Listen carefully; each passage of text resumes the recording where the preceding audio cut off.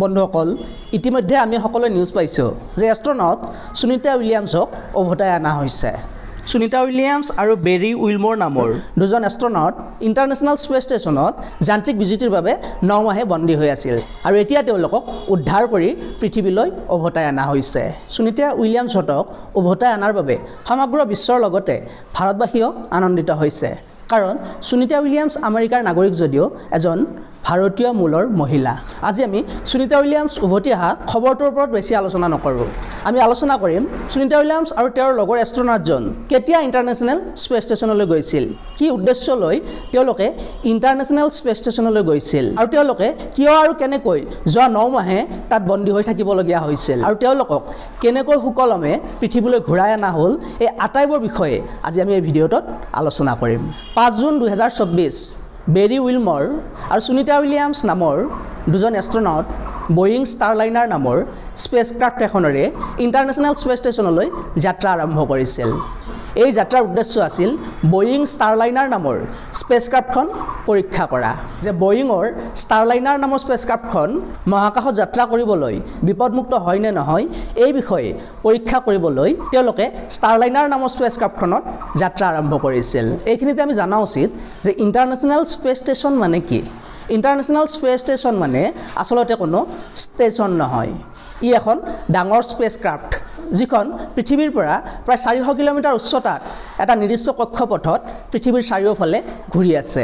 International space ষ্টেচনটো দেখিবলৈ ঠিক এনেধৰণৰ, আৰু ই অহৰহ পৃথিৱীৰ চাৰিওফালে ঘূৰি আছে। যদিও ই এখন স্পেচ ক্ৰাফ্ট, কিন্তু ইয়াত কেইবাটাও কোঠালি আছে, য'ত সুনিতা উইলিয়ামছত যোৱাৰ আগৰ পৰা প্ৰায় 7জন এষ্ট্ৰনট ৰিচাৰ্চ কৰি আছে, আৰু এনেদৰে ইণ্টাৰনেশ্যনেল স্পেচ ষ্টেচনত ৰটেশ্যন কৰি কোনোবা নহয় কোনোবা এষ্ট্ৰনট উপস্থিত থাকে। আৰু এই স্পেচ ক্ৰাফ্টখনৰ ভিতৰৰ কোঠালিসমূহত তেওঁলোকে শৰীৰ চৰ্চা কৰাৰ বাবে জিমৰ বাবে কোঠালি, বিভিন্ন ধৰণৰ পৰীক্ষা নিৰীক্ষা কৰাৰ বাবে লেবৰেটৰী আৰু থকাৰ বাবে বিশেষ কোঠালি আছে। এই লেবৰেটৰীত তেওঁলোকে স্পেচ বটানীৰ ওপৰত ৰিচাৰ্চ কৰি আছে, লগতে মহাকাশৰ বিভিন্ন ধৰণৰ তথ্য সংগ্ৰহ কৰি পৰীক্ষা নিৰীক্ষা কৰি আছে। ইয়াৰ লগতে নিউৰ' ডিজেনেৰেট ডিছঅৰ্ডাৰৰ বিষয়েও তেওঁলোকে পৰীক্ষা নিৰীক্ষা কৰি আছে। এই আটাইবোৰ সুবিধা এই স্পেচ ক্ৰাফ্টখনৰ ভিতৰতে কৰা আছে। আৰু কোনো এষ্ট্ৰনট যেতিয়া স্পেচ ক্ৰাফ্টেৰে ইণ্টাৰনেশ্যনেল স্পেচ ষ্টেচনলৈ আহে, তেতিয়া স্পেচ ক্ৰাফ্টসমূহে ইণ্টাৰনেশ্যনেল স্পেচ ষ্টেচনৰ এই স্থানটোৰে এটাচ্ড হয় বা লগ হয়, যি সংযোগক স্পেচ ক্ৰাফ্ট আৰু ইণ্টাৰনেশ্যনেল ষ্টেচনৰ মাজত ডকিং হোৱা বুলি কোৱা হয়। আৰু এনেদৰে স্পেচ ষ্টেচনৰ লগত স্পেচ ক্ৰাফ্ট ডকিং হোৱাৰ পিছত স্পেচ ক্ৰাফ্টত থকা এষ্ট্ৰনটবোৰ ইণ্টাৰনেশ্যনেল ষ্টেচনত প্ৰৱেশ কৰে, আৰু এই পথেৰে ষ্টেচনত থকা এষ্ট্ৰনটসমূহক খাদ্যৰ যোগান ধৰা হয়, মেডিচিনৰ যোগান ধৰা হয়, বা যাৱতীয় সকলো সামগ্ৰীৰ যোগান ধৰা হয়। আৰু 6 জুন 2024 তাৰিখে সুনিতা উইলিয়ামছত যোৱা ষ্টাৰলাইনাৰ স্পেচ ক্ৰাফ্টখনে ইণ্টাৰনেশ্যনেল স্পেচ ষ্টেচনৰ লগত ডকিং কৰিছিল, অৰ্থাৎ লগ লাগিছিল। আৰু সুনিতা উইলিয়ামছ আৰু বেৰী উইলমৰ স্পেচ ক্ৰাফ্টৰ পৰা ইণ্টাৰনেশ্যনেল স্পেচ ষ্টেচনত প্ৰৱেশ কৰিছিল। তেওঁলোকৰ এই মিছনৰ দৈৰ্ঘ্য আছিল মাত্ৰ 8 দিন, অৰ্থাৎ 8 দিন থাকি তেওঁলোকে এই স্পেচ ক্ৰাফ্টখনত পুনৰ পৃথিৱীলৈ ঘূৰি আহিব। কিন্তু উভতাৰ সময়ত বয়িং ষ্টাৰলাইনাৰ নামৰ স্পেচ ক্ৰাফ্টখনত কিছু যান্ত্ৰিক বিজুতি দেখা দিয়ে।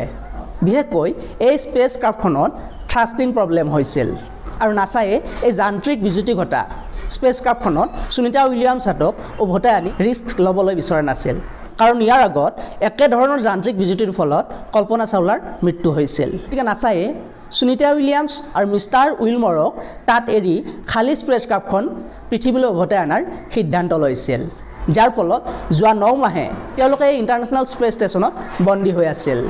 যিহেতু ইণ্টাৰনেশ্যনেল স্পেচ ষ্টেচনৰ পৰা উভতাই আনিবলৈ এটা নিৰ্দিষ্ট দীঘলীয়া প্লেনিঙৰ প্ৰয়োজন, যেনে স্পেচ ক্ৰাফ্ট এখন ডিজাইন কৰা, স্পেচ ক্ৰাফ্টখনৰ স্পীড নিৰ্ধাৰণ কৰা, স্পেচ ক্ৰাফ্টখনৰ গতিপথৰ ডিজাইন কৰা আদি বহুত কাম থাকে। তাৰ বাবে সুনিতা উইলিয়ামছক উভতাই আনিবলৈ 9 মাহ সময়ৰ প্ৰয়োজন হ'ল। আৰু যোৱা 18 মাৰ্চ 2025 তাৰিখে সুনিতা উইলিয়ামছ আৰু উইলমৰক space X crew dragon capsule নামৰ স্পেচ ক্ৰাফ্টখনত পৃথিৱীলৈ উভতাই অনা হৈছে। এই স্পেচ এক্স স্পেচ ক্ৰাফ্টখনে প্ৰথমে ইণ্টাৰনেশ্যনেল স্পেচ ষ্টেচনৰ অৰ্বিটত প্ৰৱেশ কৰিছিল, আৰু তাৰপিছত ইণ্টাৰনেশ্যনেল স্পেচ ষ্টেচনৰ লগত ডকিং কৰিছিল, অৰ্থাৎ লগ হৈছিল। আৰু ইয়াৰ পিছত সুনিতা উইলিয়ামছ আৰু উইলমৰ ইণ্টাৰনেশ্যনেল স্পেচ ষ্টেচনৰ পৰা স্পেচ এক্স নামৰ স্পেচ ক্ৰাফ্টখনত প্ৰৱেশ কৰিছিল, আৰু তাৰপিছত স্পেচ এক্স স্পেচ ক্ৰাফ্টখনে পৃথিৱীলৈ যাত্ৰা আৰম্ভ কৰিছিল, আৰু পৃথিৱীৰ এটমস্ফিয়াৰ পোৱাৰ আগে আগে সকলো থ্ৰাষ্টিং ইঞ্জিন বিচ্ছিন্ন কৰি পেৰাচুটৰ সহায়ত পৃথিৱীত লেণ্ড কৰিছিল। আৰু এনেদৰে স্পেচ এক্সে আটলাণ্টিক মহাসাগৰত লেণ্ড কৰিছিল বা স্প্লাছ ডাউন কৰিছিল স্পেচ এক্স লেণ্ড কৰা ঠাইখন আছিল গল্ফ অফ মেক্সিকো যিখন ফ্লৰিডাৰ ওচৰত অৱস্থিত যেহেতু পৃথিৱীৰ এটমস্ফিয়াৰৰ লগত অভ্যস্ত হ'বলৈ তেওঁলোকক কেইবাদিনো লাগিব তেওঁলোকক এই বিষয়ে অভ্যস্ত হ'বলৈ এটা বিশেষ কোঠালিত কেইদিনমান শুশ্ৰূষা কৰা হ'ব তাৰ পিছতহে পৃথিৱীৰ এটমস্ফিয়াৰত তেওঁলোক ওলাব পাৰিব বন্ধুসকল ইমানখিনি আছিল সুনিতা উইলিয়ামছ আৰু বেৰী উইলমৰৰ মহাকাশ যাত্ৰাৰ আলোচনা